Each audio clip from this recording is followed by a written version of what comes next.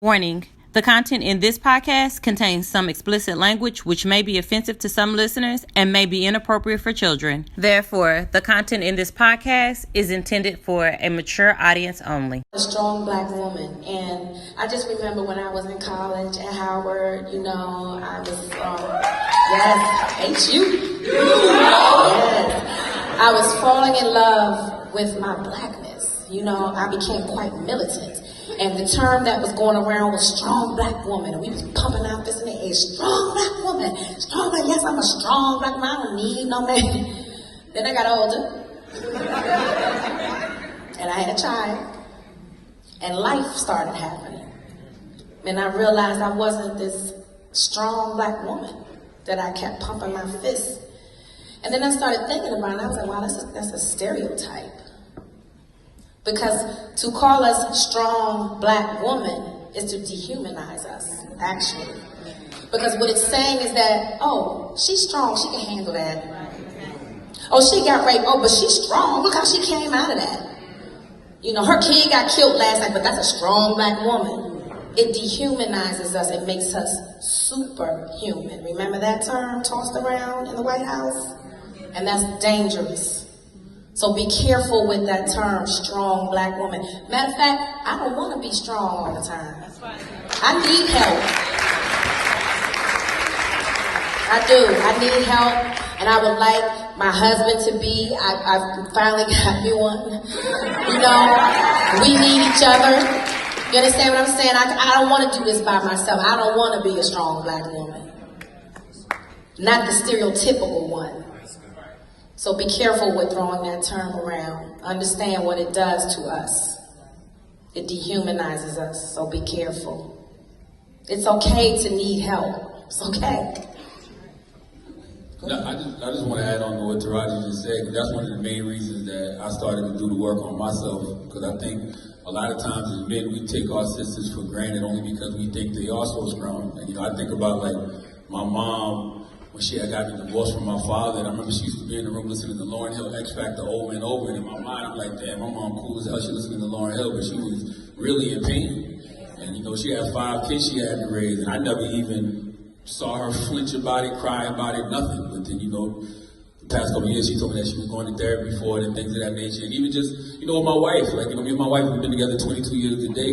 And it's like, happy anniversary! We got three little girls at home, and in my mind I'm like, I don't even realize all the stuff that I put on her over the years, and just assuming like she can handle it or she can deal with it. But it comes a point in time for us as men, we got to start doing the work on ourselves, because we got to help lighten the load for the women in our lives. So I never even thought about it until, I heard you say that about the strong black women, but I've been thinking about that over the past 3-4 years. We just think that black women are just so strong and they can handle any damn thing that comes their way, but we don't even stop to take the time to even ask, sister, you all right? We just assume it. And I even remember like 4 or 5 years ago, just hearing my homegirls talking. They'd be like, yo, black men don't listen to us and black men hate us. And I'm like, that's never been the case in my life, because I was raised by my mother and my grandmother, and I have a black wife.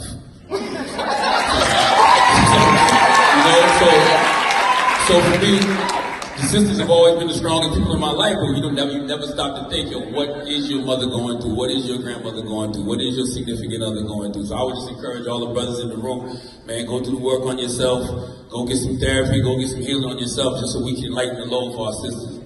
So, when'd you fall in love with hip-hop? Right here, what we're gonna do is go back.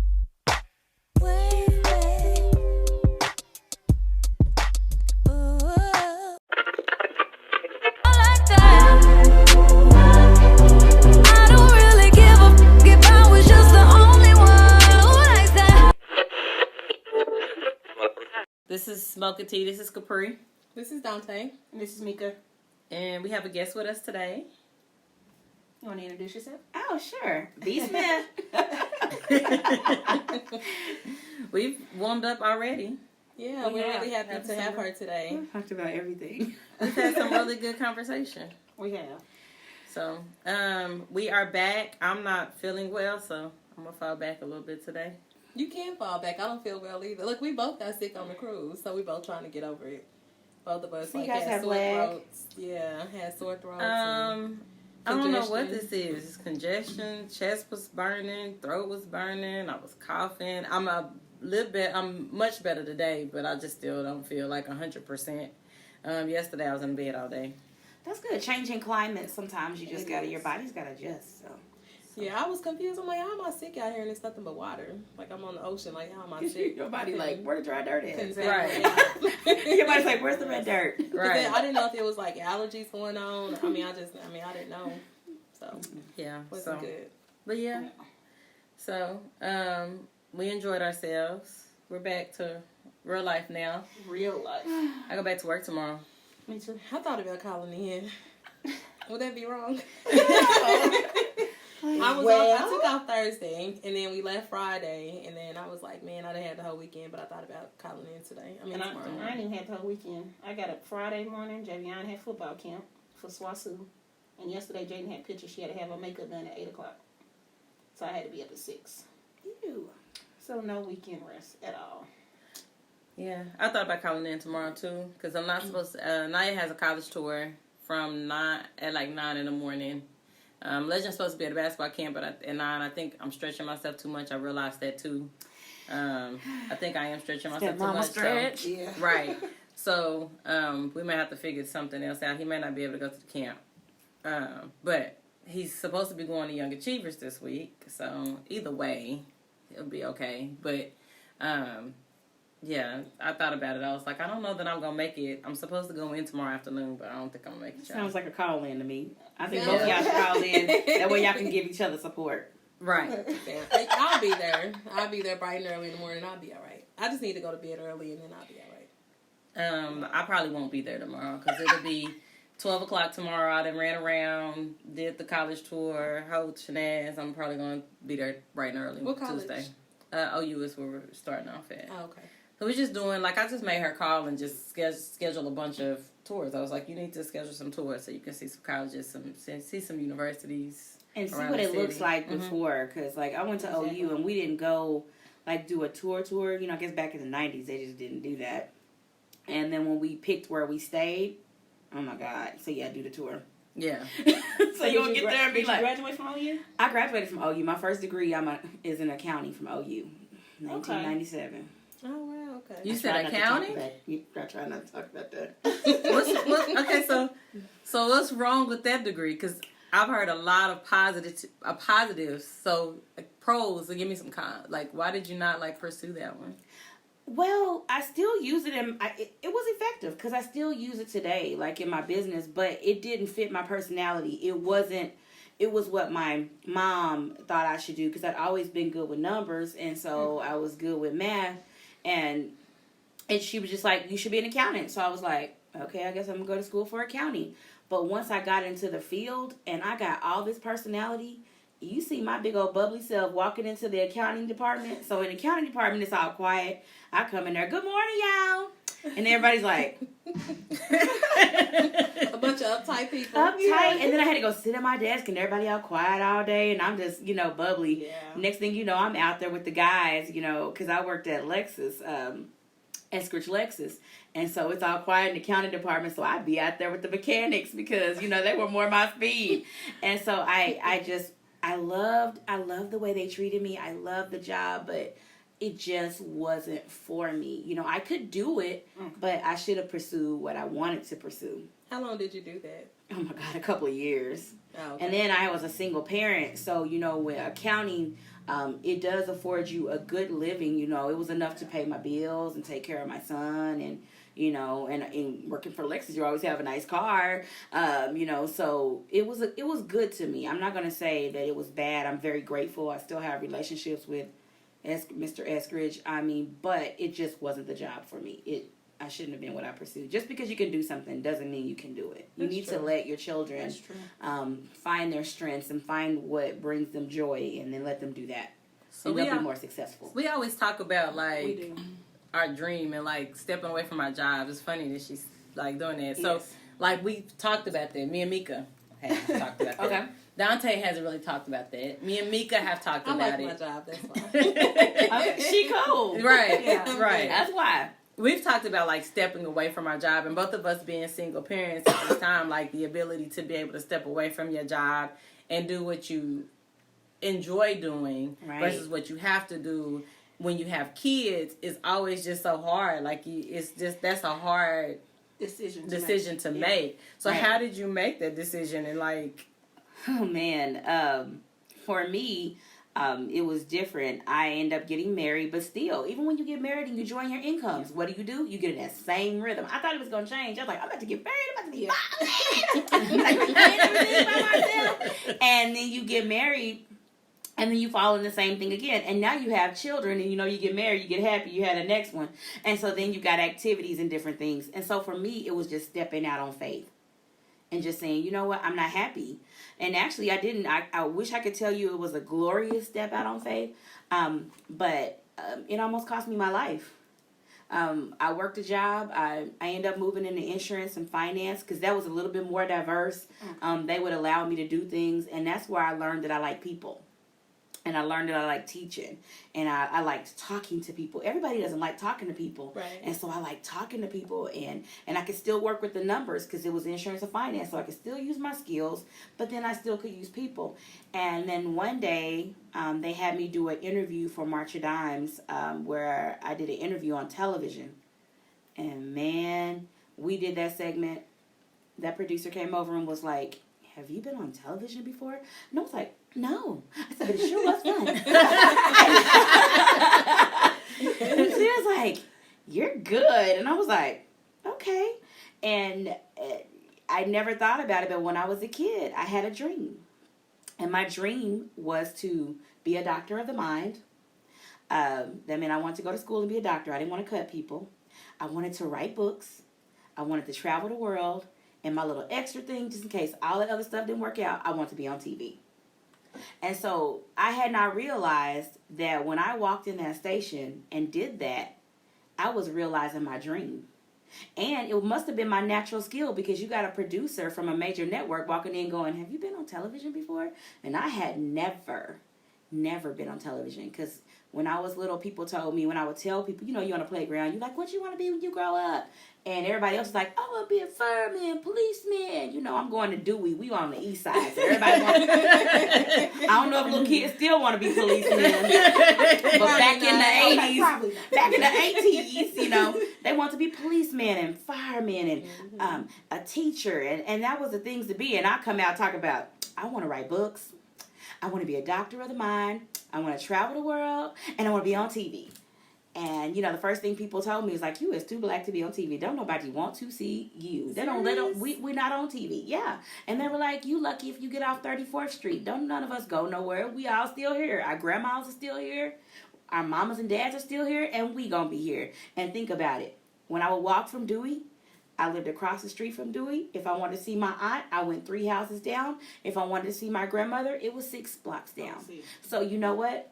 In my mind, they were right. And so when I went to high school and different things like that, and my mama was just like, giving me the safe route, to do the safe thing, instead of going into journalism or going into engineering, what did I do? I went right into accounting. Because it was easy for me. I was just like my son that I told y'all about before we started recording. I was taking that easy route because it was just something I could do, but I did not enjoy it. I've always been the dreamer in my family. Gotta have one. I was a dreamer, and then I had my daughter, and so then some of my dreams started having to dim that light a little bit because I had to get into reality. And for the first time in life, I struggled after I had my daughter. So it was the struggle, and that struggle started paving the way for my life. And I've learned that I'm not necessarily like enjoying the things. Like I am the big dreamer. It's funny she said like a dream. Like I do have like these moments where I dream about things that like I feel like are visions. They are. If you're awake, it's a vision, honey. Yeah. And I always remember them so vividly. Like they're like my dream, like a vision to something. And so when I get into that space, I I get afraid, which I was telling somebody one day, last week, a couple weeks ago, I was like, I feel like the podcast and the way that the podcast is going is starting to scare me. But this time I'm like, no, I'm not going to run away from it. we're going to face it head on. We're going to keep going. We're going to keep pushing forward. But like, I'm in my element when we do this. So much more than anything else I do in my life. So I just keep praying that whatever he has for me in this space, we can keep pushing. Because I was in journalism. That was my thing. I went to college. Wow. Because I had this big dream. I was going to be an editor of a huge magazine. I was going to be the first black editor of a magazine. I was going to do that. That was my dream. When I went to college, I was just gung-ho. I wanted to be a writer. I still sometimes write from time to time. Not as much as I used to, but I was going to be a writer. And then I had my daughter, and then I was just like, okay, so I have to now provide a meal for this kid. And so then I had to just take whatever was available. And I didn't always have the easier path. Like, I get it. It was, I wasn't all the way out of college, and I had this misconstrued notion that you could get a good job without a degree. Mika figured it out. Yeah. I didn't figure that. But everybody don't. But they was kind of They was kind of feeding us some Kool-Aid to try to keep some of us out because they knew they could pay us less. But we didn't know that yet. Yes, right. I learned that the hard way. So I had at one point in time, I started getting so hungry for this degree because I was like, I gotta get it. I had 4 jobs. Oh wow! I was literally getting up in the morning at like 6 in the morning, going to work, going to school, going back to work, going back to school, going back to work. I was only seeing my baby when I was putting her to bed. And so it was crazy because I started realizing, like, I don't know how much of this I need, but I remember sitting in one of my journalism classes because I was like, I'm chasing this degree. And I was sitting there and this man said, you're going to be broke. You're going to start off broke, but, you know, you'll get there. And in my mind, I was thinking I'm already broke. I can't be broke in this, bro. It's not helping. Right. At this point, I can't be broken in this. Broken in this. So did that deter you from doing it? It did. Okay, because he said you're going to be broke. Yeah. And he was honest with you about the cost, that it was going to cost you. Yeah.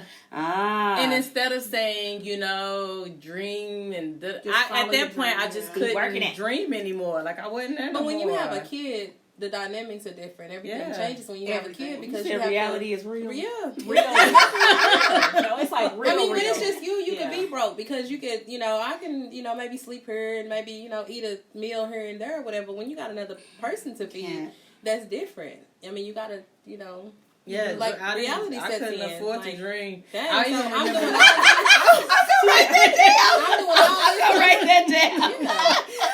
I mean, I'm working 4 jobs already at this point. I'm going to work. I mean, I'm about to be broke. I'm still going to be broke. Yeah, like, I'm I'm going to have to still change this. How dare you be real with me, sir? How dare you? I was like, Let me go ahead and reconsider some things. I'm going to go back to the drawing But people board. don't realize what they say to people really affects them.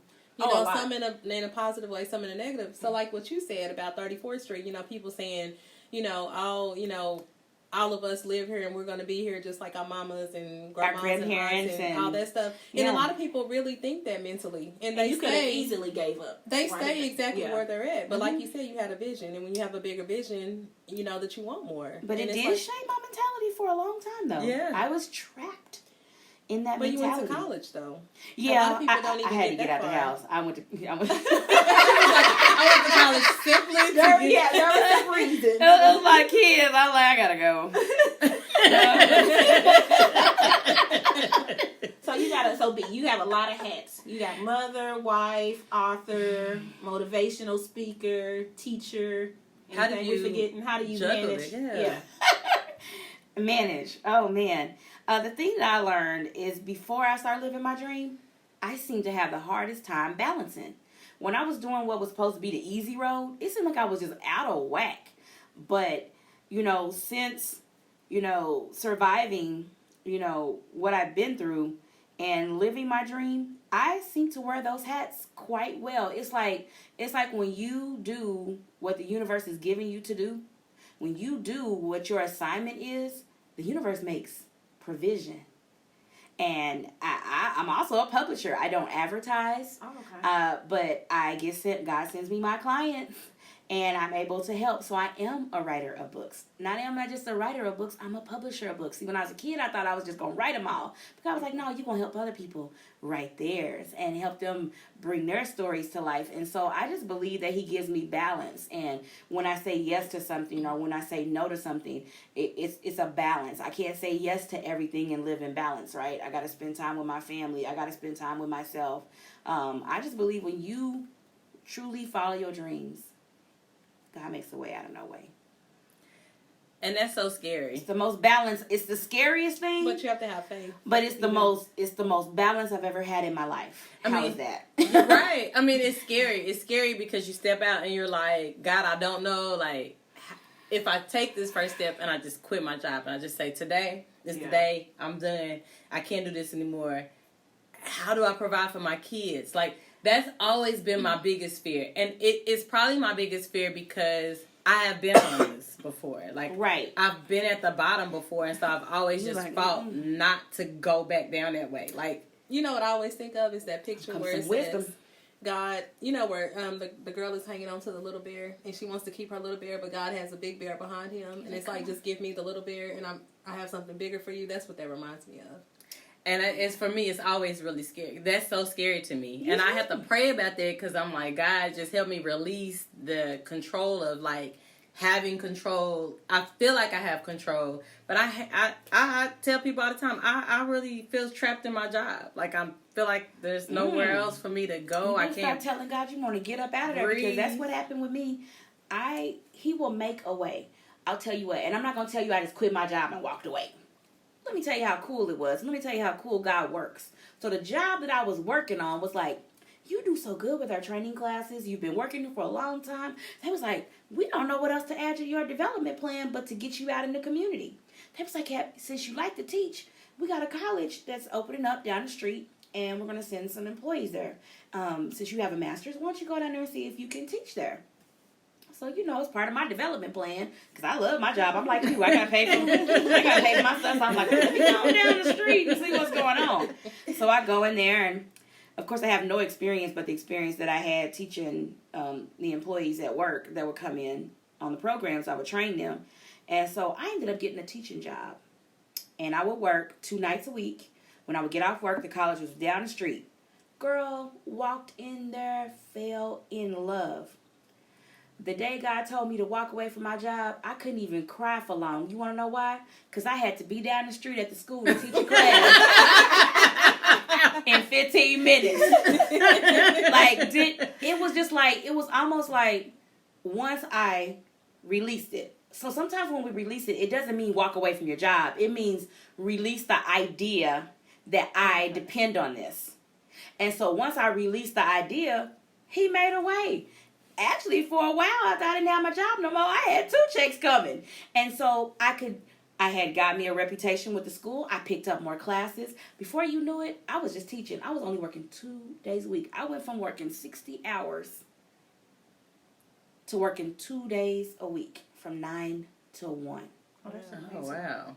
Girl, bye. I was like, oh, this is awesome. And I loved what I did. Like, I look forward to making my lesson plans. I seen the students, and I could share with them to live their dreams, to use their strengths. If I saw them in something, you know, and they're like, well, I don't know if I should do this. Well, what do you like? What do you want to be? What do you want to do? And I was able to pour into them.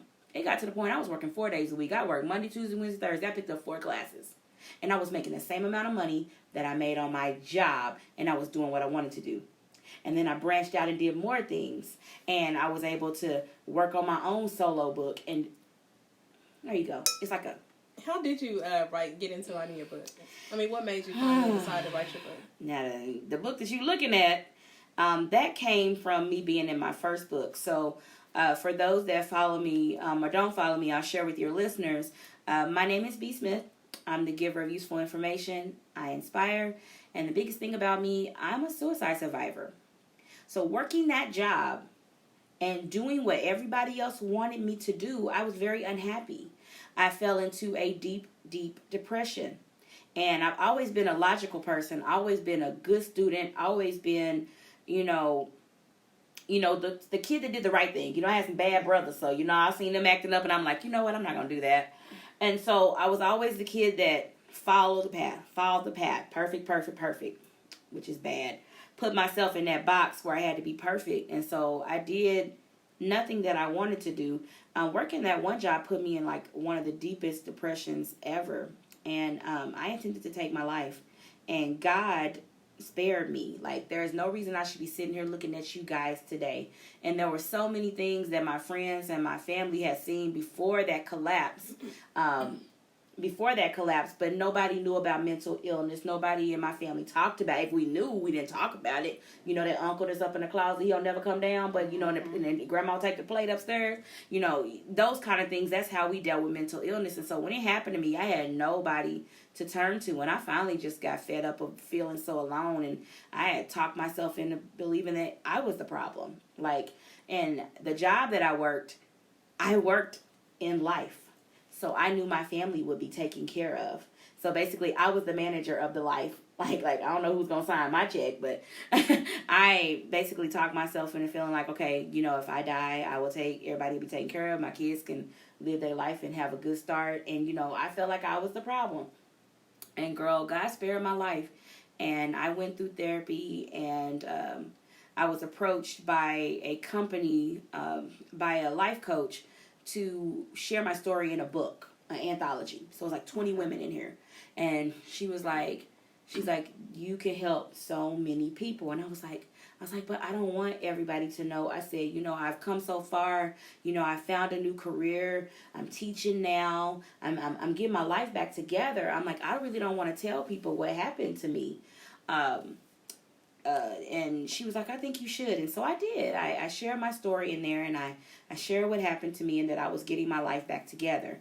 And they made my story the last one in the back so that, you know, I felt more comfortable that way. You know, yeah. I'm coming out, but I'm not coming out. Like, put it in the back. And so they put my story in the back of the book. And then one day after the book comes out, I'm excited. You know, we selling books, you know, because you get caught up.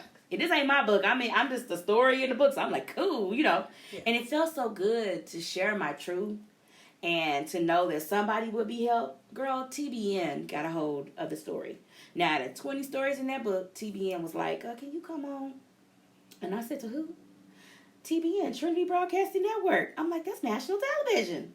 And so I ended up going on Trinity Broadcasting Network and interviewing and talking about my story of suicide and surviving and coming back and you know, not even then was I an advocate. That was probably the day that I became an advocate, because right at the end of the show, the pastor, the host, he grabs my hand and he asked me to pray for people that are suffering from mental illness and suicidal thoughts and someone that may be hurting. And so on national television, I'm holding hands with this man, this host, and I'm praying for people. Wow.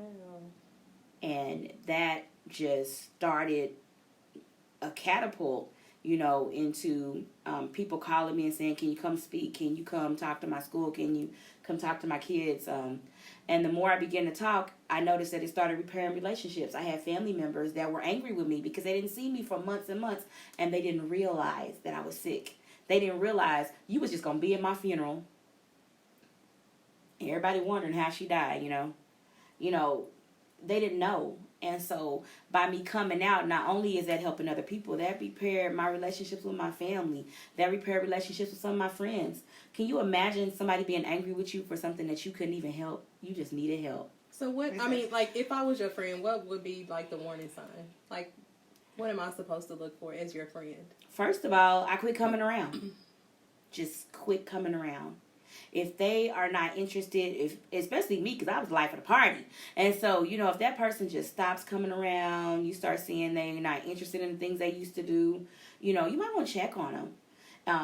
You know, check on them. You know, are you okay? What's going on? And I think sometimes as women, we get mad. We like, oh, she funny, Duddy? Okay. Because I did have a good job on the outside, especially when I was working for the major company. You know, I had, money wasn't even one of my problems. And I learned a lesson then. Money doesn't solve everything. Because I had all the money that I could need or want. I had more. I was wasting it. I got like a attic full of shoes to prove it.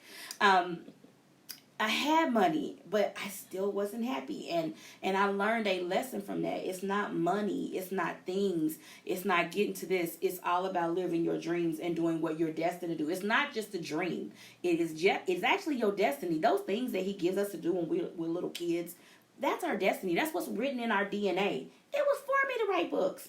It was for me to travel the world. I was dreaming about places I had never been.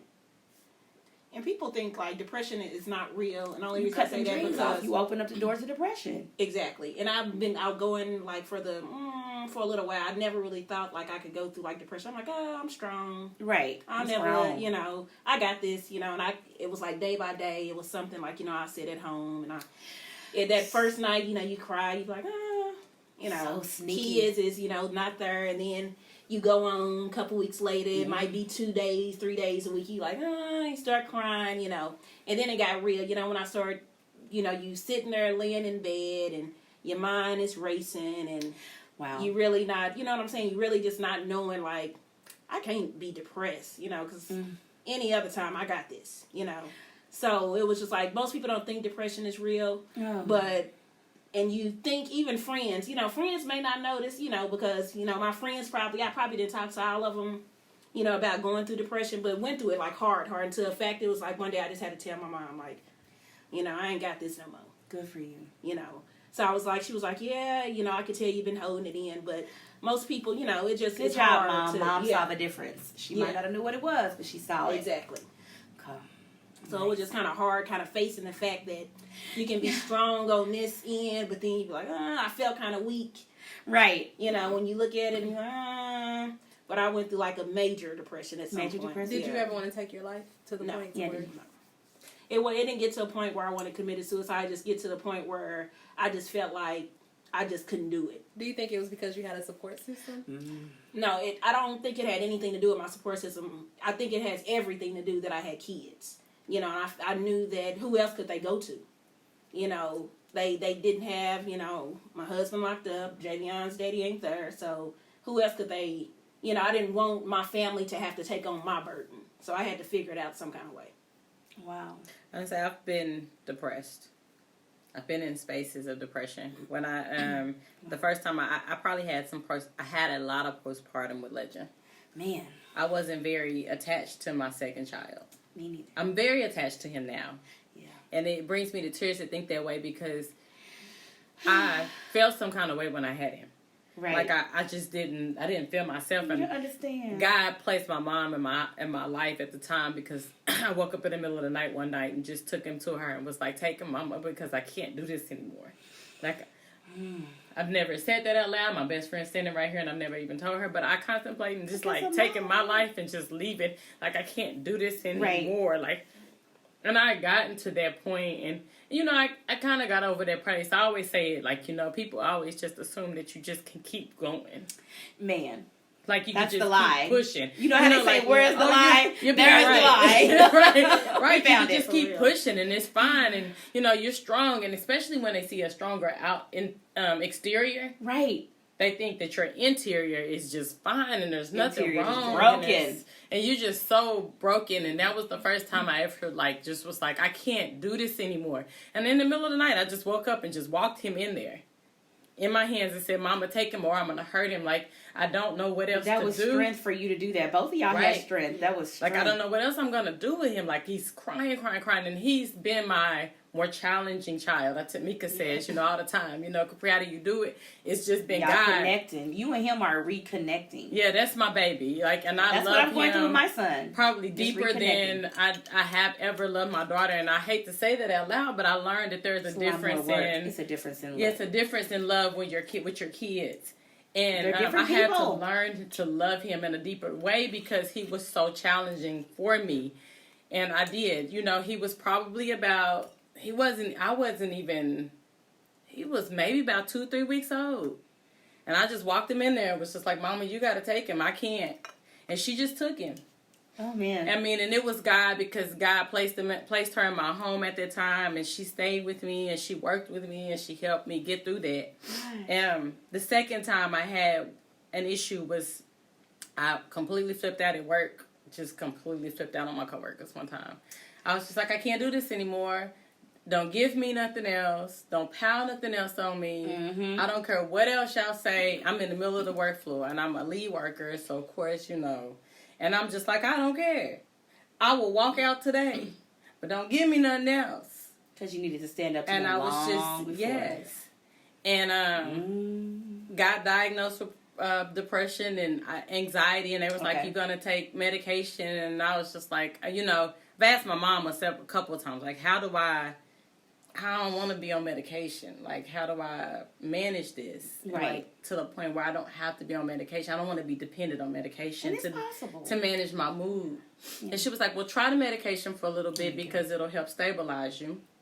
And then she said, when you work out, you are a more pleasant person. Girl. So everybody always looks at me and they're like, why do you work out so much? So you don't I get fight to get to the gym. Y'all don't Punch you in understand. the Like, face. it's not even about a gym body anymore. It's No, about my it's your sanity. mind. Exactly. That's my peaceful place. I tell people that all the time. Somebody was like, sometimes I might be going slow on the machine. I'm just there, but I'm enjoying it. It's like, it's my me time. It's my peace. It's a stress reliever for me. Okay. And I love it. If I look I'm up one of these armpits, you gonna quit talking to me. I got my time. Leave me alone. I feel you. Yeah, I had to learn. And so they always tease me because they're like, you're running for, this or that or the other. No, but I'm running for my mental health. There are weeks Running for your when life. I'm like, when I get there and I'm like, I have to get to the gym. I don't care if it's for 30 minutes. Sometimes I'm only there for the 20-minute run that I've done. But because it helps me release, I have to do it. That's what the medicine does. It goes in and regulates. So why not use something natural? I feel you. You was running for your life and you found a natural way for you to deal with yourself. And scientifically, it helps your blood pressure. Going back to my diagnosis of major depressive disorder, a lot of different chemical things that happen. So just like when I had my second son, was not connected. My husband was basically Mr. Mom. God made a way where we worked different shifts where he could, because my poor son, I just wasn't connected to him. And I remember going to the doctor crying, like, I love my child, but I just, like, it would get to the point where he wouldn't even, I think when you're agitated, babies can kind of tell. And so he just gravitated to his dad. And I think that made me feel more rejected.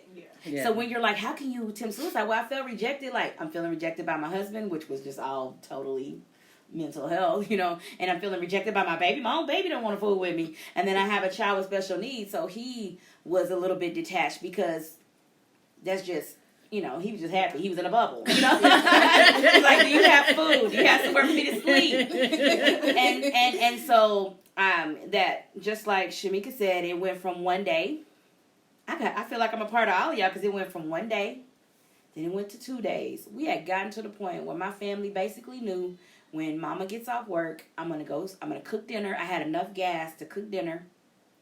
Pillar of strength at work because I'm running the whole department, right? Yeah. I got that. I was almost perfect. I think I freaked people out because it's like when you're depressed, you're high functioning. And I would get home, I would cook dinner, and they knew I was going in the room and to cut the light off.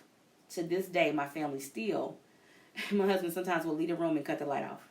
But I had my family programmed.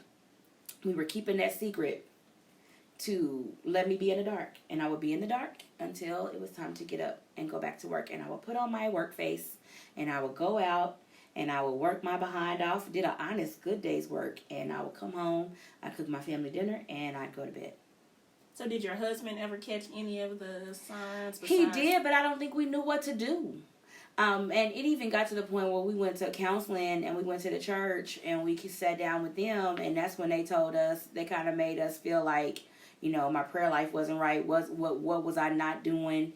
And then, like, when I went to church, people would, like, go to the other. And I'm not trying to put nobody out there bad. This is what really happened to me.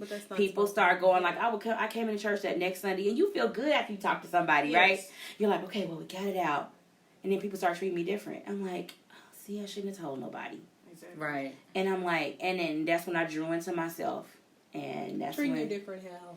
Like, I came into church, and they would go to the other end of the church. Like, just, how people see you, they don't want food with you. Yeah. You know how you know that person you don't want real food with? So you just kind of slide to the other side. And so they kind of did that. And in a depressed person, Like in a regular person, you like, well, bye then, boo. Exactly. Nobody care. You Right. go sit with your own girl. But to a depressed person, that's magnified, like, because they already feeling like they not enough. They already feeling like don't nobody like them and they're not worthy. So when you do that, it's like times 10. Yeah. It's everything's magnified. I ain't gonna, it's not that they being, that's where extra should have came from. When in a depressed mind, everything is magnified and you just feed that fear and that anxiety. And so when I saw that, needless to say, it was only 1 or 2 people, but it was people that I really looked up to and I really felt safe when I talked to them. And so for them to treat me different, now I know that they probably just didn't know what to do or what to say. And so that's why I don't think they avoided me. I think stigma sometimes is rooted in ignorance. They just didn't know what to say or how to deal with it. And so they just avoided it. I'm not saying that's an excuse. So how should somebody deal with somebody that's going through depression? I believe if your parishioners come to you and you don't know how to deal with it, then you need to find a counselor or counseling agency or something, a Christian counselor to refer your parishioners to. Don't just leave them. Leave them at the altar, but leave them with some resources, okay? So after you put the blessed oil on them and get them up, okay, this is the person I want you to contact. A lot of times you try to keep stuff in your church. It's the same sickness that we have in our house. What happens in this house stays in this house. We have God has people. There are people out there that are licensed professionals that can help. Do y'all understand? I was a storybook depression person and had somebody with clinical knowledge talk to me just once. They would have been like, oh, okay, well, she just needs to get some blood work. She needs to get this. Duh, but nobody knew. And so that's why my passion is to go into those places. I love little churches. I will go in there and talk to them because I see myself, as that girl. I love talking to youth groups because I believe I was depressed when I was a child. I believe it was always there. Those rooted feelings, all they do is grow and grow and grow. And if you don't deal with them, I believe that when I got in my 30s and life really hit me and reality really hit me, I think it just hit me so hard. I couldn't take it no more. I was like, I couldn't take it no more. But I didn't have nobody to talk to. I didn't have a mom that was like, so your mom really was your hero. Because if you have that one person that says, okay, I did notice. Like people in my life was like, nobody noticed.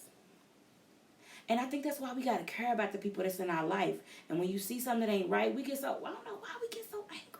Get so angry. Like, quit getting mad all the time. Go figure out what's going on. The first thing that people want to do is, anger seems to be the easiest emotion. And love is the most covering emotion. So I wonder why we don't love first. I think it's because we take things so personal. Okay. Well, yeah, I guess so. As a culture, we take it personal. Oh, you don't want to talk to me. So it must be something that's going on or something that's wrong. Or I must have done. So we don't ever stop and say, so why? And even when you stop and say, why aren't you talking to me? Or why? Then a lot of us sometimes get avoidant. And it's on us to be honest. Mm-hmm. And we don't be. Yeah. Yeah, I tried to play like I was still normal, but when it got bad, like I said, for me, I'm the one that it got so bad, I was in the hospital. I didn't come out to my mom. My mom had dementia, so my mom could barely remember who I was, so my mom was going through her own health issues, and me taking care of her, so the burden and helping my dad with her, and then my dad got sick. So, it's like, oh my God, this is a lot. And, dealing with my son, dealing with my marriage, dealing with life, having a high functioning job. This is real life. And when you're not equipped for real life, when you equipped it's hard, but when you're not equipped, what do you do? Exactly. Yeah. And I think it does go all back to being a kid. Because I think as a kid, like my mom used to be in the streets. Probably, she's like almost, about 9 years clean now. Okay. But then I think as a kid, just taking on everything that I had to take on as a child. I was an adult at a young age. So it was like, I don't get to be this kid that I wanted to be. And I was cooking and cleaning. So I think it goes back. After I got into counseling, I realized that it kind of went back to childhood. And what they called me is like I'm in the enabler, as they would say. I was an enabler, and I was the one that, I just kind of, suppressed everything, because I always felt like I had to be the one that I had to be just to be the one that everybody depended on and not said anything. So I think I do think that it goes, depression kind of goes back, from childhood into, you know, and you just kind of carry it on because you never, again, black people, we always say, will stay in this, you know, what goes on in this house. What happens in this house stays in this house. Yeah, Yeah. and we keep it tight too. And we had to. Think about in times of slavery and in times of racism heavily, the 20s, 30s, 40s. It really had to be a way of life. We really did have to keep And it's just things in our house, and so it's embedded in us. And so now it's about changing, because that's the biggest thing with depression. When my grandmother found out she almost lost me, she was like, the best thing my grandmother's ever said, the best piece of advice she ever gave me. My grandmother's 84 years old, and when she was 81, she said, baby, I guess I'm just going to have to change my way of thinking. She said, because we just don't talk about these kind of things. She said, but if I'm going to lose my baby, she said, now they tell me everything. I know who got gout. I know everything now. It's like, okay, I probably didn't even know that. But you're right, they don't talk about it, and they always want to tell you go pray about it. Exactly. But you kind of need a little bit more than that. And I need think a little that bit more than prayer. God Yes. put counselors and therapists on this earth for a reason. And I got to a point where I felt like, not saying that prayer doesn't work. No, but it at works. I'm saying it does work. But I'm saying at that That's point of honesty. depression, I'm saying not saying that, you know, prayer does work. But at that point when I was in depression, I felt like I've been praying. Like, I don't have nothing else to pray. I don't know what else to give. Right. Going to church, You need I was more. like, yeah. I just didn't know what else to give. I'm like, you know, how much more can I pray? You know, I'm praying. You've I'm done getting everything down on you it. could do. Yes. You needed some intervention. Exactly. I get it. I mean, I experienced, postpartum with Dominique. I don't know if I had it with all my kids. Probably so, but definitely. That one kid to do it to you, though. Definitely. Well, with my first one, because I had her at 18. And Oh, it was wow. just, you know, I'm like, what is this? Like, she crying, you know, and luckily I had my mom or whatever, and so she helped me out a lot. But then the second time that I know that I went through depression is I got divorced and I was losing my mom in the same year, in 2014. So Grief that was is a big one. Yeah, so that was a hard year, like trying to help her, and I knew that she was dying. I'm going through this divorce at the same Wow. time, so it was kind of like my You entire had two life. deaths. Pretty much, yes. And so it was like my whole world was changing, and I didn't really know how to deal with that. And so for me, I did go to counseling, and I did, you know, a lot of YouTube videos and a lot of prayer. Kind of talk to people, but, you know. Good job. So, so I do know that you do need a little bit more than prayer. There is people out there that you do Support. need to talk to. Definitely support. Grief is a big one. So we've talked is about huge. some big ones. Having babies changes our bodies. It was my sleep. I didn't even care about the body. Postpartum. Oh no, it changed. But you Like, need it sleep, chemically, I it didn't- chemically changed something in me. Like Your hormones, girl. yeah, I wasn't getting It was sleep, but I weird. love sleep, and that's why. I know it sounds bad, but No, I it love doesn't. I love sleep just No that judgment much zone. to where I'm like, oh my god, I just want to go to sleep. She took the one thing, that baby took the one thing from you. Yes. Was that a she? That She. took it? See, I don't know. So she took the one thing from you that you prize most. And so you were like, oh no. What was I fussing about on the You cruise? took my body day. The bed, The bed, because I know. needed sleep. But you know, in depression, when I did go to counseling, that's one of That's the so questions crazy. they asked on a day-to-day basis, like how much sleep did you get? Because sleep is a part of, you know, how much sleep you get is kind of determining your depression. So every day when I was going to this counselor, it was basically like you had to list like every day, like how many Oh, hours wow. of sleep did you get? yeah. I didn't. I used to. I probably got too much sleep. Okay, that's another symptom. That's another sign. So for me, like I was like you. Yeah. I was the come in the house, get the kids together enough to go in a room and Bye, Felicia. cut the lights off and just be in my room all day, Wow. and for the rest of the night. And I did that for so long. It becomes your life. Yeah, and I've done that. And thinking back when you guys say childhood, I've done that since I was a teenager. It would be spaces in my life where I would just cut off the world, and it was just, you know, But you were dealing nobody with ever some kind of asked. trauma. Yeah, You were dealing with some and nobody ever kind of asked trauma. like, well, what's wrong or is anything wrong? I just would go in my room, pitch black. I would cut off my lights, close my door, and I would do that every day. Protecting and, yourself. And I would get to a point where I would be like, okay, I can come out now. You know, like I said, I've learned the signs now. I tell Dante a lot, like, you know, I'm feeling a friend, like I'm going into that space, or, you know, so I'll check out for a day or two. I try not to check out for a whole week, you know, and I try not to go to do the thing of like burying myself. But So you what give I yourself do time. is I give myself time to kind of process where I'm at and what I'm going through. Yeah. And I try to reach out to people that know me. Got a safe crew. Yeah, to say, hey, this is where I'm at. But I'm like Mika, like I had gotten to a point in probably in like the last year or so where like I was just like, I can't just I know I'm praying.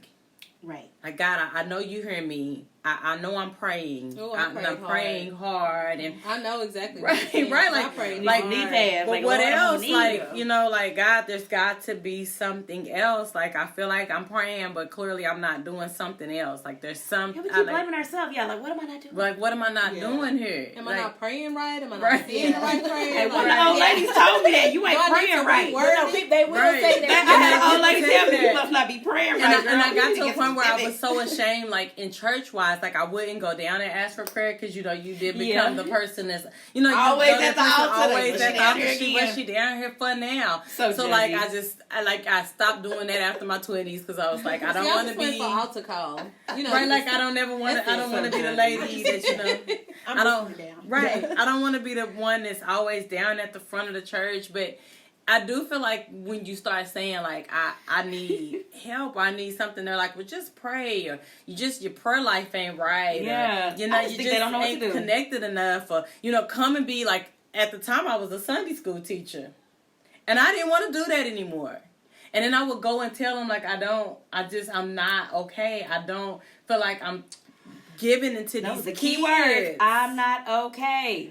I'm not giving it to these kids where I don't have this passion. Like I started off and I was running, I was studying all week, and then I got to the point I was like, I'm not giving enough to these kids. Like y'all keep having me come every Sunday, and I don't even care to You study. didn't feel no passion for it. I don't. Yeah, I get You were here. losing interest in what you normally Normally love to do. Which Yes. is the first basic symptom that Yes. you are going into. And I was So like, what- I just don't want to do this anymore. So what are some other symptoms? Because like right now, I feel like there's a lot of teens that are attempting suicide or committing suicide. And as a parent, like what is something that we should look for? Because I mean, I can say the kid being locked up in a room, but like my daughter, for example, she's always up in her room and always on her phone. Which is her a door teen closed. thing, kind of, right? And so I don't. So that's not And that's it's normal more, to me. it's becoming more common now for kids to commit suicide, even Exactly. at younger ages. Exactly. Yeah. I'm glad y'all touched on this because I want to talk about that. The rise in teens comes from, you remember when we were little, our bully used to beat us up, right? You took a beat down, you win. You know, you got laughed at, you went home, your mama probably beat you down too because you didn't win. But what I noticed with teens is your bullies never leave you. And then when your bully get done with you, everything's online and you have a new bully that pick up. Oh, well, they're done with you, but I ain't. And they pick it up. So you and think so it's social media? some of it is social media. They don't get a break. And then they do the same thing that adults do. They kind of internalize it and they start saying, well, you know, your young mind, you're very impressionable. And so any insecurities that you have about yourself, if somebody says that to you, let's just be real. The chubby kid probably is a little chubby. Right? So they always say stereotypes and things come from a real place. And so you look at yourself and maybe you don't look like your friend. Or maybe your friend is just real thin. And you look at her and then you compare yourself and you're like, well, okay, well, what is wrong with me? You know, for me, when I was a child, they called me tar baby and called me black and said, you know, you so dark. Anybody want to watch you on TV? You so black. You know, I can't even see you unless you smile at night. You know, just different stuff like that. And those kind of things, you keep them in your brain. And so teens, they have you got these Instagram models with these enhanced bodies that I don't even know how you gonna get them unless you go to the doctor. And they want to be these unrealistic expectations of beauty, this unrealistic expectation of what a man or a boy should be. And so they've got these people that they look up to, and they're trying to be something that's almost not real.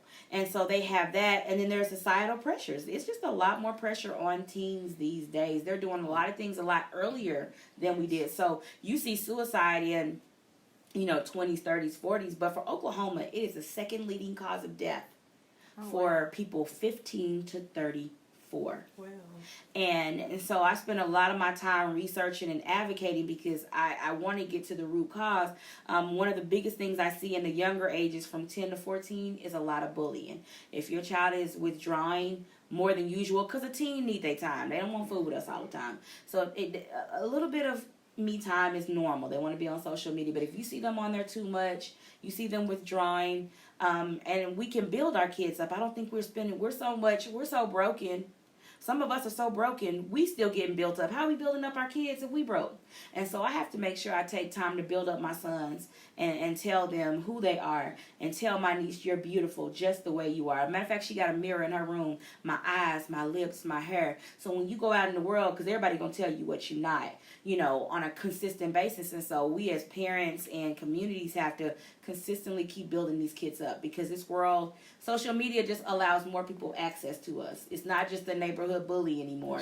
It's not just the one girl that didn't like you. It's not, remember the Hoe Busters? Y'all might be too young for them. What are they called? That was called the Hoe Busters. If you had long hair, you was light skinned, you was pretty, the Hoe Busters was coming for you, because they was gonna take that pretty face off your face. And so I just think about so many things in society that comes against. And you thought it was just unattractive people that got attacked. What about attractive people get attacked? And so we just have a society that's just. I just say we just don't love each other, and we don't look out for each other and build these kids up. I don't understand how kids have low self-esteem at 12, but they do. You know, I'm in the classroom with children on a daily basis, and they're already picking themselves apart.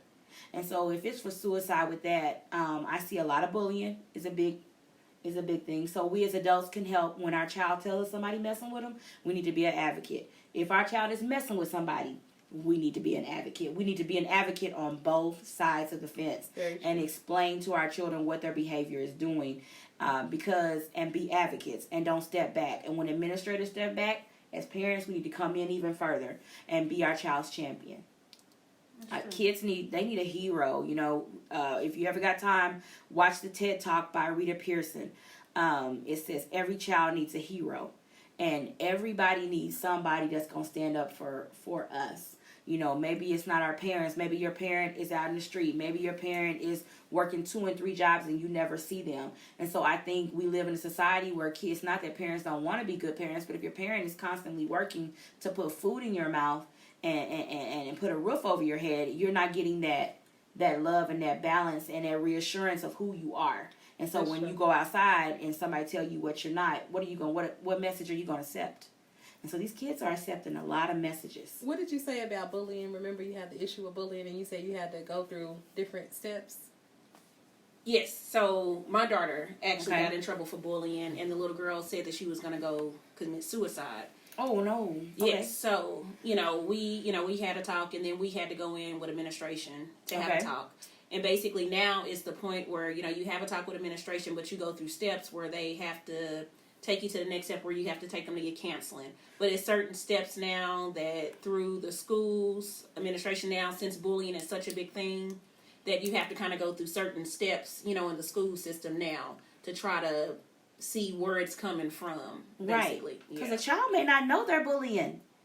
People been playing the dozen since we were little. Exactly. And we that's have all to it make was. and we have to make them aware. But then you could be bullying someone that's going through trauma at home. Yeah, So it's exactly. not just the bullying. I like to be full spectrum with it. It's not just the bullying, but you could be bullying a child that already has trauma at home. Exactly. Or trauma elsewhere. And so for me, I had trauma at home. So when other people came against me, it just built onto that trauma and sent me where I wanted to go. So it's not a one-sided kind of thing. It's a factor. Yes. I consider it a factor. So you said suicide in Oklahoma is between 15 and 34. How old were you?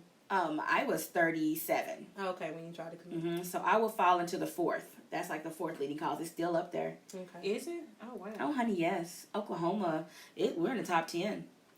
And we've gotten better. So every 12 hours in the state of Oklahoma, someone dies by suicide. Oh, wow. So today we will have lost 2 Oklahomans by their own hands. Oh, wow. Wow. I did not know that. I didn't either. It My used to be coworker- 11 hours, but we improved the hour. So Okay. it was like kind of 2 and almost another person, but now it's 2 people. So we, through advocacy, we have been getting better. And in the African American community, please don't think that it's not us, because we are some of the highest numbers. Our African American males, I love prison reform, and I love the activists that are activists for prison reform and different things like that. But for me, my mission, I'm reforming for our black men that are dying by suicide So I know that between the ages of 15 and 34. So this is somebody's young father, somebody's son. Right. And then when you get into the 35 to 54, it's Black women. So a lot of professional women that have positions and have children or are wives, we're losing them. And that's right here in this state. Now, it's a national problem, but right here in this state, its numbers are quite astounding. I do have another question. So, suicide is preventable. Yes. It's definitely preventable. But what do you feel like? What would have helped you before you done it? Man, I mean, and it seems so or tried simple. to do it, I should say. I just feel like if someone would have knew the signs and directed us in the right direction, if I would have just had one person tell me, you know what, I understand what you're feeling, and then explain to me what's going on with me so that I could know how to help myself. But nobody that I encountered in my circle, in my family, in my community, they didn't know what to do with me. And I did all I knew to do.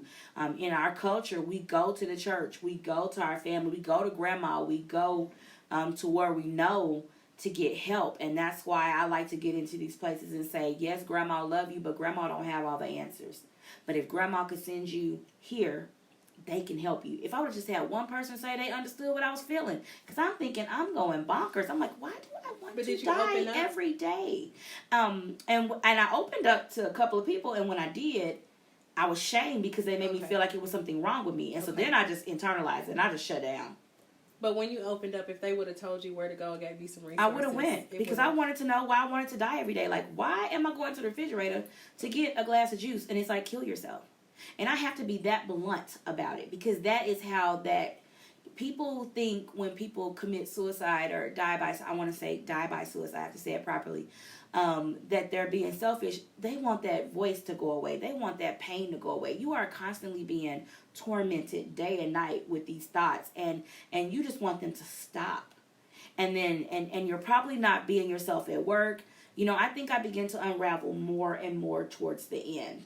And people see you and they judge you instead of going and getting you some help. If I was an alcoholic and I came in reeking of Hennessy, you would send me to AA. But if I come into work, I come in smelling like I've been in the tweeds, and I'm moving a little slow that day, you're going to send me to rehab. But if I come in and I'm not myself and I'm not functioning properly, you're not going to try to give me no help for my brain because obviously something in my mind is not right. And there's something not right. And I want to get it to the point where we get help for people that are addicted to drugs, for people that have alcoholism issues. Because I feel like with mental illness, we're the same way. We're not available. If you're on drugs, you're not available to your family. If you're if you're suffering from alcoholism, you're not available to your family. Mental illness, you're not available. You're not there. I'm still reconnecting with my kids. So how did when you came out to your kids about... Oh, that was hard. So how were you able to actually even bring that to them? So I was in the facility for a while, and I think the hardest discussion, my younger son was so young that he doesn't really realize it, but he finally asked me last year. He went to an event with me, and on the way home, he finally asked. But the most difficult conversation was with my oldest, who was very well aware of everything. And his question to me was, if you love me, then why would you leave me? And that one, I think, was the hardest discussion. And that's when I began to not only share with other people, my whole family, we all go through suicide training and depression. And so they very well understand mental illness. They understand that mommy was sick. It had nothing to do with me not loving them or not caring for them. It had to do with me being sick. But I think that was the biggest conversation, the most difficult conversation. That was hard because my son had been walking around feeling like that for a while. And so, I'm getting help for myself, but my son's like, my mom must not love me because she's trying to take her life. She didn't want to be with me. It was me. And, he was thinking he was something he did bad, Exactly. So did you have to get him counseling? Yeah, we all had counseling, family counseling. Everybody. Okay. And even my youngest went to counseling like this last summer, had to go back. He was like really angry. And he finally just asked me, he's like, so what? And, he was looking at some statistics and he was like, Mom, people over 65 commit suicide. And I was like, yeah. He's like, so like, that's like grandma. He's like, And I had to explain to him what mental illness is and when you're not okay. And so I talk to my kids, when you're not okay, come talk to us. Let us know. So we are very open in my house. I had to be very open about my diagnosis. My kids know that I suffer from major depressive disorder. They know what my diagnosis is. They know if I'm not okay, they know to ask me, Mom, are you okay? Okay. So, and I'm thinking, Had to be real honest. It had to get real open in my house if I'm sleeping too much. If I'm in my room too much. And sometimes I kind of get irritated with them, but I have to understand, okay, am I exhibiting that behavior? And now they know. So. And I'm thinking about taking, like, my daughter to counseling because I'm thinking she's going through just some issues within herself since my husband has recently been incarcerated. Okay. So he's been there about 2 years, but it seems like everything from 2 years ago till now is like a 360 for her. So I don't know, like, how open she would be, to talking. But, I want to try it and see, so I need to find her a counselor. But she's just basically, it just seems like, her acting out, the whole bullying thing. Her getting in trouble at school. So it's like her whole life has felt like it's changed. It's trauma. Yeah. So we try to put trauma and make trauma feel like it has to be something crazy, but like you talked about your mom and your husband, you're getting divorced. That's 2 deaths. That's the death of a dream, a death of a relationship. That's a death because that's a death of It was. By Felicia. So you got 2 deaths. So that's trauma. For your daughter, you've got the situation, and we know how we are about our daddies. Exactly. My paternal father wasn't there for me, but my stepfather, oh my God, something happened to him. I'm like, so you got to understand the dynamics in the home have changed. That's trauma. And so what I experience with teens is if they trust you, they will talk to you. So if you put her in counseling like Calm Waters, for your situation, we have things like Calm Waters. They will take her in just with that situation that you have and let them talk to her. Let her get in the space. And not only that, she'll be in a space with other children that have went through there because that's just acting out. She's just angry and she doesn't know how to express it. She may not know how to even say what's going on with her, but if she's with someone that's experienced with dealing with that, and I think as parents we have to say, like me, when my son asked me that question in the car, I had to get on the phone with a counselor, like, how do I deal with this? And I believe that changed the trajectory of my son's life. He is doing so well, but had I not took the time and said, okay, I can't handle this by myself, I got to give this to somebody else that's a professional. Counseling was the best thing that ever. I don't know what they talk about unless he wants to share it with me. I just feel like he needed a safe place. He needed to hear from me that I loved him and I care for him, but I think he needed to hear from someone else. Yeah, your mommy was sick. And no, it wasn't you. And no, because of course I'm going to tell him it wasn't him. Exactly. And so I think he needed to hear from someone else. So counseling, and sometimes that works when you hear it from somebody that's not biased, that don't even know you or the situation. Like, and they can't judge you. They don't know you. They can't judge you. And she's that bubbly type. So she's always and never. It seems like you look at her and ask her, nothing's ever wrong. Got your little actress. Yeah, totally. That's the one that says I'm gonna be on Broadway. That's her going. So I'm just like, but my son on the other hand, I think he needs counseling too because he's the one. He's me totally. I don't need the help. I got this, his dad is like not in his life like he should be. And I keep thinking that he needs to go to counseling. I was telling, I think I told Dante, probably the week before we left, girl, he said 3 times in 1 week. Like, I think my daddy think I was a mistake. And I just don't, it was kind of like weird because he said it like 3 times in 1 week. And I'm like, why would you say that? He doesn't, he was like, yes, he does, because he's not involved, and I'm like, boy, you don't think mistake, but just him saying it, to me, just me and him, and then him saying it to, like, my mom, and then he said it to my sisters and him, I'm just like, He's thinking he's a mistake. And he's thinking there's something wrong with me, and because why is he not there for me?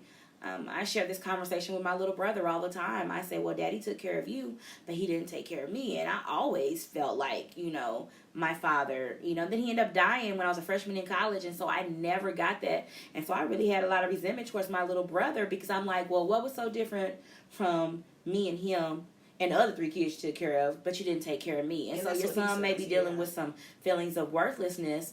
And it's amazing how we're kids, but we put the actions of other people. Kids take on a lot. You took on a lot. Yeah. And I still have daddy issues to this day.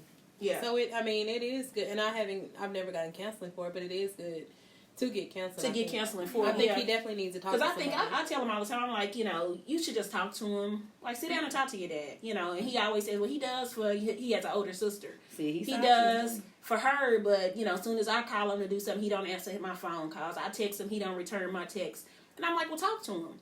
Your dad, is an easy person to talk to now. How he takes it in and how he responds maturely, I don't know if it would benefit him to actually talk to him. That's the only part that I worry about. Maybe have him talk to a counselor. Maybe that he or she can guide him. I just think he need to talk to somebody because he just need to get it out. He got some feelings. Yeah, he does. And the harder part is when people are like, talk to him, and then you talk to them and they don't receive it. Ooh. So, That's the part that Because because my dad that's my dad was in the streets just with my mom also, but my dad, when we actually waited until we were about, so I was probably in my 20s, but my sister and brother they were like teenagers, and we actually sat down, my mom and dad, it was a whole intervention thing, yeah, we this is what we felt. We felt like y'all was never there. We felt like y'all could have did a lot of things better. Y'all could have did this. And my mom is more receptive of it, and she's like, I'm sorry. Okay. She basically she lays out her things and she lays out her faults in it. My dad, not so much. He's like, okay. He's not there yet. And that could be a man thing because I kind of feel the same way. I feel like my dad only really took care of the two kids where he was married to their mom. Okay. And then he had other kids just kind of randomly or whatever, and I'm one of the random kids or whatever. Look. And so Random kids, raise your hand. So one of the other random kids had basically told him how he felt, a few years ago. I felt like he wasn't here and this and that. Well, my dad's response, my dad told me that he ended up, that my brother ended up talking to him, and his response was, well, that you need to deal with that. Like, I don't know. And that's basically how my dad comes back. I don't know what you're telling me that for. Right. You need to deal with that. That's not my problem. And to me, and I'm sitting here thinking the same thing, and I'm trying to find the right time to talk to him and tell him what's on my mind. But if that's your response to him, why even do it? Why even bother? Yeah. But it's like one of those things. Like, do I do it before he dies, or do I just deal with it? Like he basically told me to. I mean, like he said, he told your brother. Yeah, he told him just deal with it. And I think that's a shitty response to tell your kid to just deal with it. But before he dies, I say, you just try. So you always know that you tried. And then your dad is right to a certain extent. I know you're probably like, what? He is correct to a certain extent. How we are on the inside, it is on us. Because how many times in our lives do we have to forgive people who will never admit they were wrong? How do we move forward if we consistently hold on to that? And I'm very honest about my feelings, but at some point, my dad died. So guess what? I had to deal with it. It was on me because he's no longer here. Right. And so I had to find a way to find my worth no matter what. And so a part of that, your dad is correct. It is on you to deal with it, but I would, for your peace of mind, for yours, because I was stubborn. The last time I talked to my dad, I was angry. And so I thought maybe just not talking to him ever again was just going to make him suffer because you're just not going to talk to me. Well, guess what? That didn't work out. We talked, I think, one time when I was in college, and the last words we said were, I love each other. And that was I did not know that would be the last time that I would talk to my dad. And I never got to ask him those things. And so I had to go find my worth. I had to find my purpose. I had to stop doing everything that everybody wanted me to do. So some of it, your dad's right. You got to go get it for yourself. Right. But for your peace of mind, I would try. And if he rejects you or he does that, then you'll deal with that. If you seem like you'll deal with it. And see, I'm not the type of person where I'm not going to talk to you to make him suffer because if he calls, I answer. I call him sometime. So y'all do talk. Yeah, we have a relationship or whatever, but it's still something that's in the back of my mind of, you need to get why that, weren't you there like you should have been? Why were you there for them and not for me? When you should have been there for me like you were for them. I mean, that's still in the back of my mind. And so, like I said, whenever he told me, his response to my brother is kind of like, well, it's no point. So, but yeah, I mean, you're right. I do have to deal with it, which I am dealing with. So you can be okay, because he might tell you the same thing. And be maybe prepared. I should, because I'm expecting that response anyways. Or maybe he may be in a different space. Oh, yeah. In regards to where he was when it comes to your brother. Because I think that's the other part. I've had to learn a lot and just even in my journey with my dad and my stepdad and my siblings and all of the craziness in my life, is to accept people for who they are and still allow them room to grow and be different people in their lives. And so you may not be... And be real about where they're going to be Right, with and you. be real about where they're going to be. Mm-hmm. So you may not necessarily be the person that I thought you might have been 10 years ago today. Because I never... My stepdad... there's a span of about maybe 10 years that my stepdad didn't talk to me. Oh, wow. Just didn't talk to me. Like, I would go in his house, he would go in a different room. He just didn't talk to me. And then one Christmas, I had Legend. And Legend wasn't quite a year yet.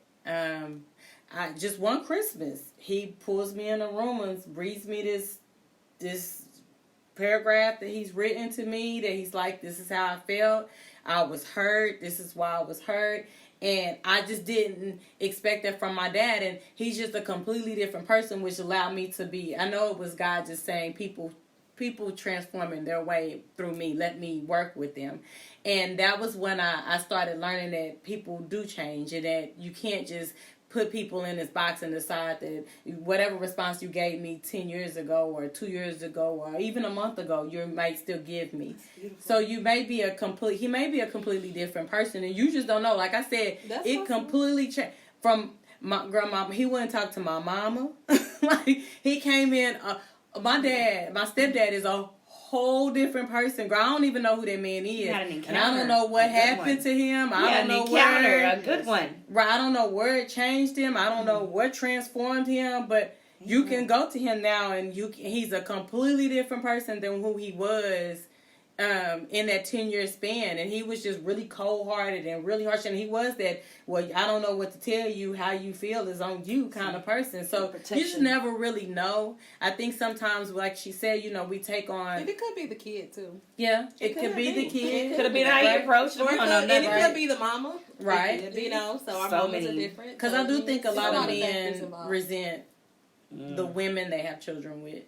And that shows through the kids that they have kids with. And we hate to hear that part. Not purposely, maybe. Right, not purposely, but I do think that sometimes there's some kids, resentments. you don't really know. I know what type of person my mom was, but I don't know what type of person she was to him. Right. I really don't know that. And a lot of times kids, we always want to resent our fathers or whatever for not being there, not doing this, when we really don't know the backstory behind it. And when it could have a lot to do with the mother. Right. It could. Not saying it was. Yeah, but a lot of times it does. Or sometimes it does. Because you find out later on, like in life, that talk to your daddy. Somebody, know, they saying, "Well, your mom didn't let me." Right. So you never. I tried, and she didn't. Or what if I just didn't really like your mama? True.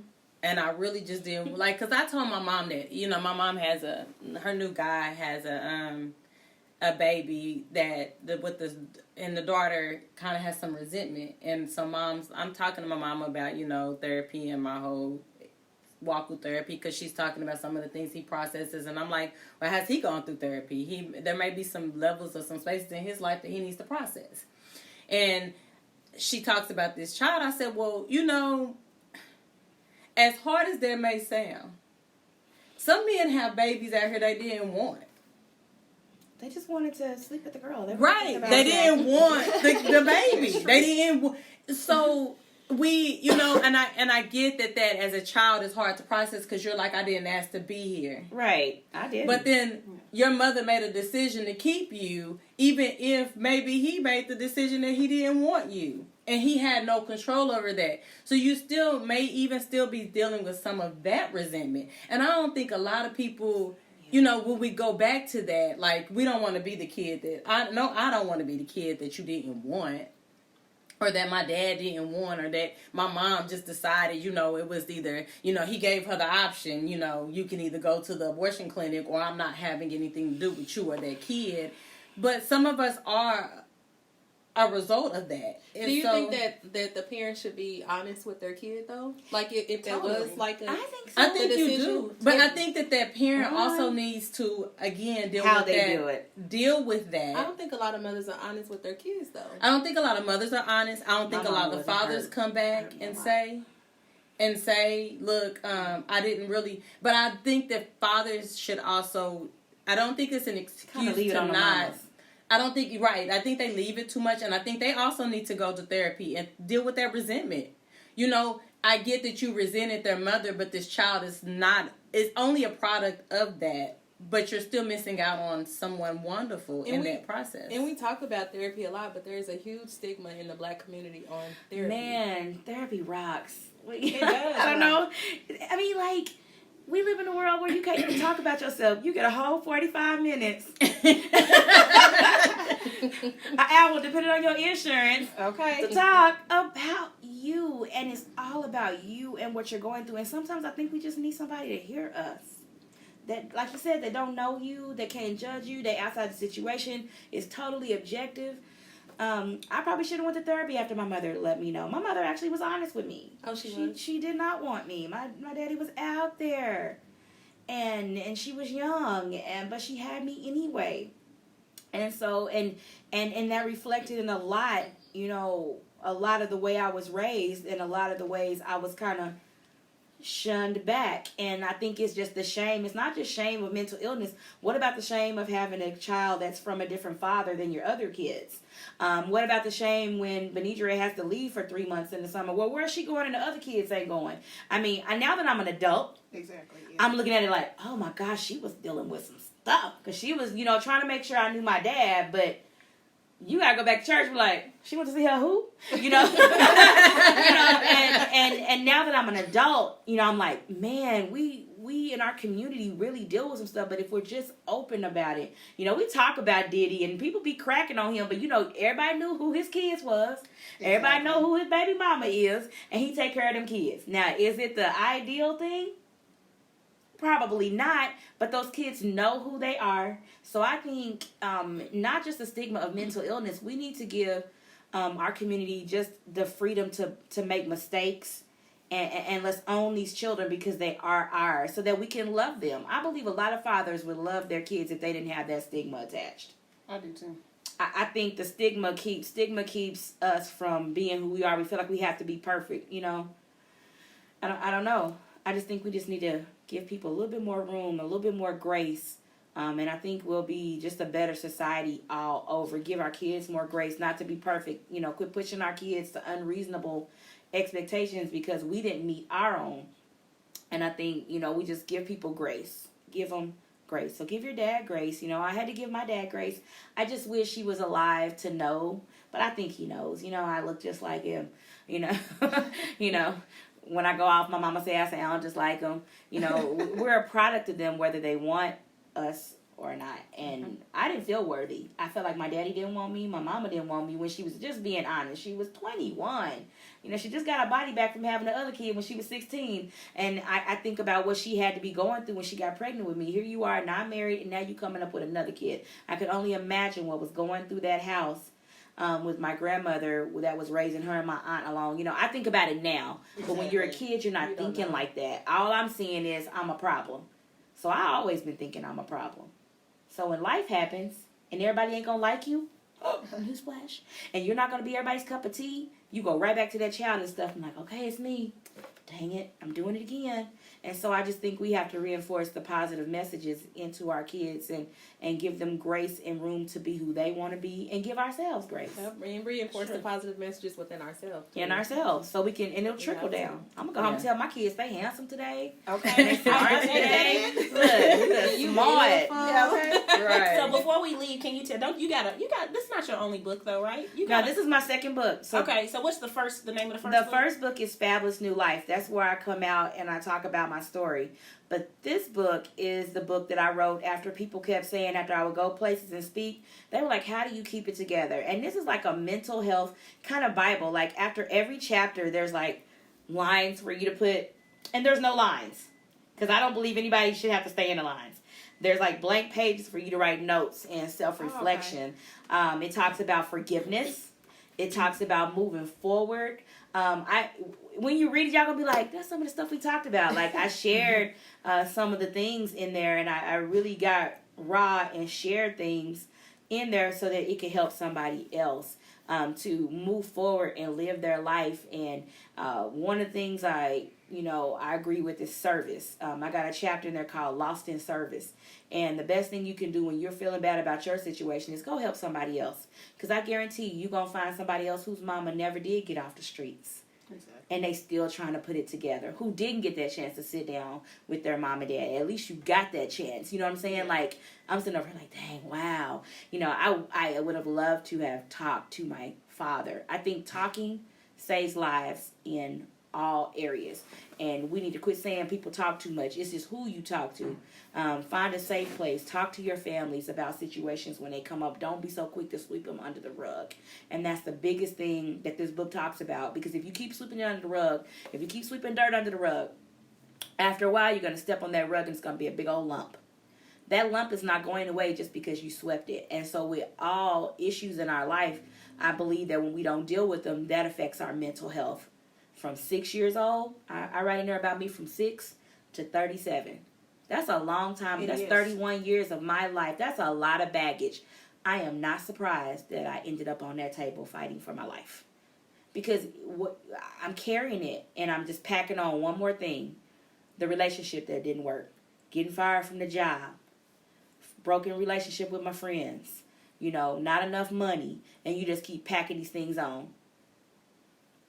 And so, you know, what you don't deal with, it'll deal with you. And that's why I wrote that book. And, you know, I wrote that book in 2017, and it's helping people. It's still, I mean, I haven't had a chance to really, I have some projects in the works, but that one is still helping people. I believe that was a God assignment. Okay. And, you know, as long as it helps people, I'll be out here talking about it. So where can they find your book? So you can find my book several places, but the best place is www.bsmith.live, and that's pretty much where it can connect you with all my social media platforms.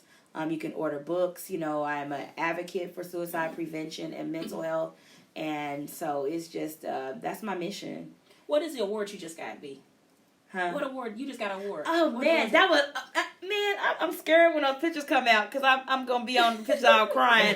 I'm like, they're gonna be like, she might be an advocate, but ooh, she looks special looking.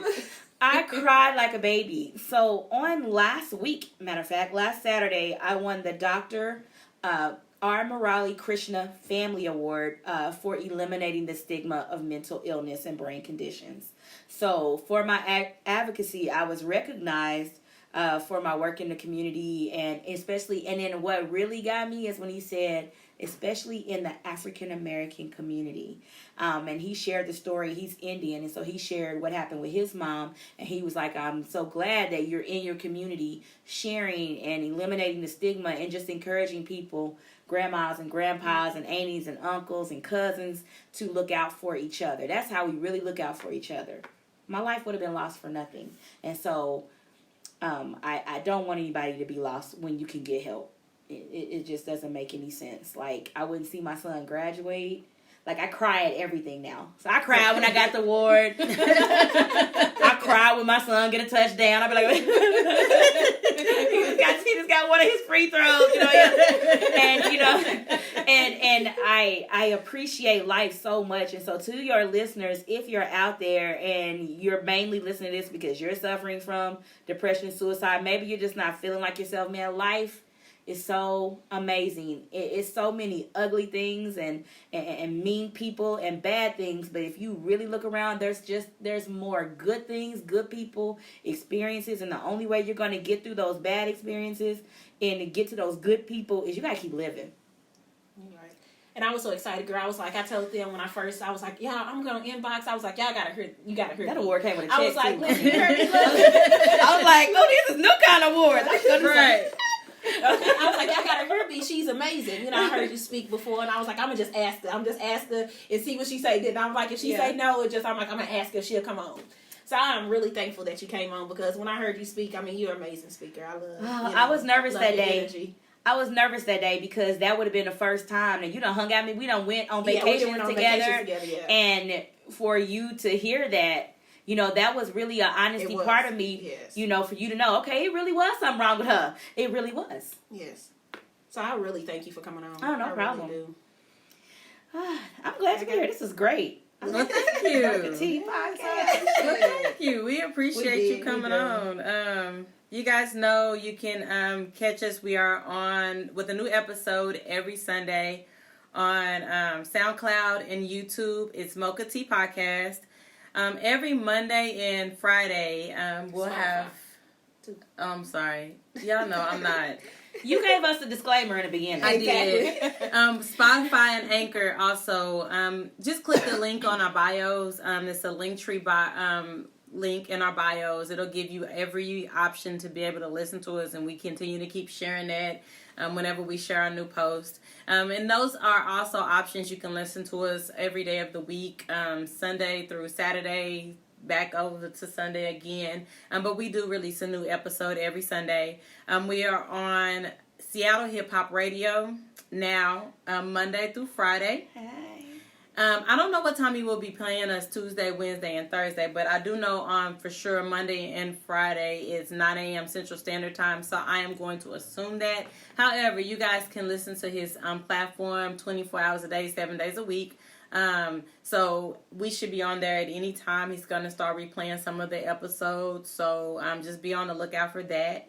You guys, we are on Instagram, Mocha Tea _podcast. We are on Facebook and Twitter, Mocha Tea Podcast. We have our Gmail account, which is mochatea2018@gmail.com. And I'm about to lose it. I'm giving so much. I'm running out of breath. I'm sorry, y'all. Let me take a deep breath. And I'm trying not to cough in the middle. You guys, thank you for your support. Thank you for always being there to listen. Thank you for your kind words. We just appreciate it. And we are out.